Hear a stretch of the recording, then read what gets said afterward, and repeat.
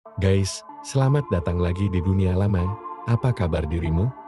Semoga kamu dalam lindungan Tuhan dan lancar rejeki. Kali lalu, kita sudah bahas tentang Irma Grace, seorang penjaga wanita yang kejam di kamp konsentrasi Nazi. Kalian bisa menontonnya di channel ini. Kali ini kita akan bahas lagi tentang Holocaust. Kisah kali ini yaitu tentang seorang pria yang bernama Oskar Gruning, yang mana ia adalah bagian dari anggota SS di kamp konsentrasi yang dijuluki Bookkeeper Auschwitz atau si pemegang buku Auschwitz. Di Nürnberg, Lower Saxony, Jerman, Oskar Gruning lahir pada 10 Juni tahun 1921. Ayahnya adalah seorang putera pekerja tekstil dan seorang yang sangat nasionalis. Sedangkan kakeknya adalah seorang tentara di Brunswick. Ia terpesona dengan militer sejak kecil karena ia memang tinggal di lingkungan militer.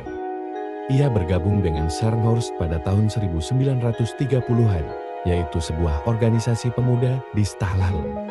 Dan pada tahun 1933, ia kemudian bergabung dengan pemuda Hitler, yaitu organisasi pemuda Partai Nazi. Ia menganggap sosialisme nasionalisme Nazi akan bermanfaat bagi Jerman. Setelah lulus SMA pada tahun 1938, ia magang sebagai pegawai ban. Namun ketika Perang Dunia Kedua diumumkan, ia bersama dengan 7 orang pegawai lainnya direkrut menjadi tentara Jerman. Seperti ayah Irma Grace, ayahnya juga sebenarnya tidak setuju kalau Gruning bergabung dengan Nazi. Ia bergabung dengan Waffen-SS, sebuah unit tentara elit, sebagai administrator gaji SS pada tahun 1940. Sampai dengan tahun 1942, ia bekerja di pos, sampai pada pekerjaannya tersebut diambil alih oleh para veteran perang yang terluka. Akibatnya, Gruning dan 22 rekan lainnya dipindah tugaskan ke komando di Auschwitz. Di sini, dia memiliki tanggung jawab untuk menangani mata uang orang yang dideportasi, kemudian mengirim mereka ke Berlin, dan ditugaskan untuk menjaga properti pribadi para tahanan. Mulanya Gruning tidak tahu tentang pemusnahan atau solusi akhir. Tetapi ia tidak terhindar sepenuhnya dari kasus proses pemusnahan itu. Dalam wawancara dan kesaksiannya di ruang sidang, Gruning mengakui dirinya hadir pada 2 kesempatan ketika orang Yahudi dibunuh. Kejadian pertama katanya, seorang penjaga kamp membenturkan kepala bayi yang ditinggalkan ke sisi logan pada sebuah truk. Pada kesempatan kedua, katanya, orang-orang Yahudi yang melarikan diri dan berlindung di rumah pertanian dibunuh dengan gas Zyklon B yang digunakan untuk pemusnahan yang lebih luas.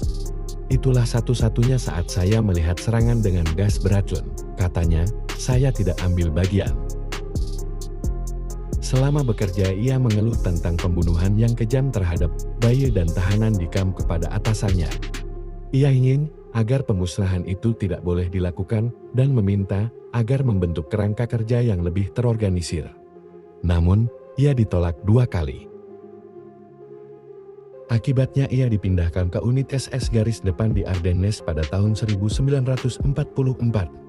Namun pada ulang tahunnya yang ke-24, yaitu tepat pada 10 Juni tahun 1945, unit mereka menyerah kepada pasukan Inggris dan dia dipenjarakan di kamp konsentrasi Nazi. Setahun kemudian, ia dikirim ke Inggris sebagai pekerja paksa. Walaupun demikian, kehidupannya sangat nyaman di Inggris. Setahunnya lagi yaitu pada tahun 1947, ia kembali ke Jerman dan bekerja di pabrik kaca dan kemudian menjadi manajer di pabrik tersebut.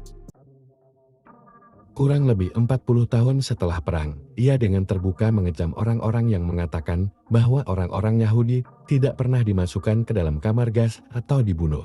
Oskar Gruning mengkritik orang-orang yang menyangkal adanya genosida terhadap orang Yahudi dan menyangkal gagasan bahwa Holocaust adalah konspirasi Yahudi. Dia membenarkan keterlibatannya dalam Holocaust, namun membantah menjadi kaki tangan dalam laporan yang diberikan kepada BBC. Ia bersikukuh kalau dia tidak bersalah dan bukan terdakwa karena menurutnya, ia tidak pernah menjadi sukarelawan dalam pembunuhan massal itu. Dia mengatakan bahwa walaupun dia bukan pelaku, tetapi ia merasa bersalah terhadap orang Yahudi. Namun, karena dengan bantuan pembunuhan dan peran administratifnya di kamp Auschwitz, pada tahun 2014 Oskar Groening didakwa oleh jaksa. Ia dituduh dan dinyatakan bertanggung jawab atas kemajuan finansial Nazi Jerman dan pembunuhan yang sistematis terhadap 300.000 orang Yahudi yang ditahan di Auschwitz. Sidang pun kemudian digelar pada 20 April tahun 2015 di Pengadilan Negeri Erneburg. Ketika pembukaan sidang waktu itu, ia memberikan pernyataan kalau ia meminta maaf atas perannya di Auschwitz pada tahun 1944. Sebanyak 60 penggugat bersaksi bahwa para tahanan di kamp Auschwitz kelaparan, disiksa dan dibunuh di kamar gas, dan pada tanggal 15 Juli tahun 2015, Oskar Groening dinyatakan bersalah sebagai pendukung pembunuhan tersebut dan dia dijatuhi hukuman 4 tahun masa tahanan, di usianya yang ke-93 tahun. Ia seharusnya bebas di tahun 2019, namun belum selesai masa tahanannya, dia meninggal dunia pada tahun 2018 saat dia berusia 96 tahun.